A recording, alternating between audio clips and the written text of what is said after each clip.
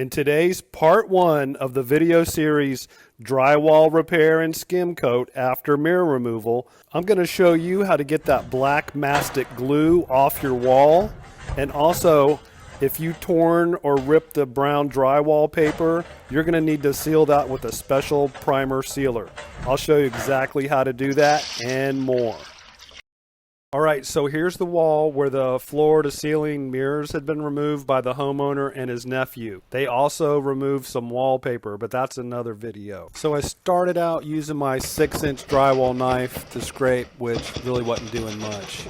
So I got my chisel. It's a brand new DeWalt chisel. It's super sharp. That seemed to work really well for scraping off the mastic.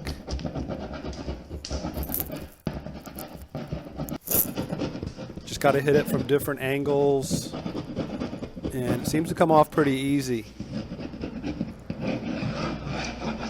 You want to get as much off as possible. I'm trying my best not to damage the drywall, but it's inevitably going to happen.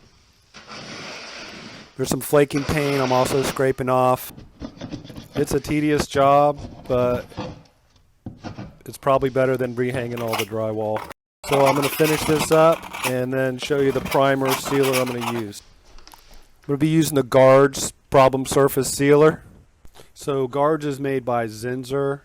It's the best product I've found to seal up the brown torn drywall paper when removing mirror mastic or even wallpaper. It's pretty watery though, so you want to use it sparingly. You don't want to soak a big thick roller nap because it's going to run down your wall like water.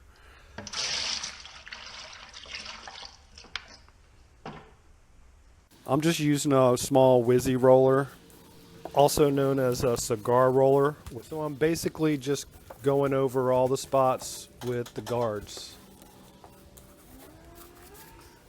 A little heavier on the brown paper, not so much if the brown paper isn't showing.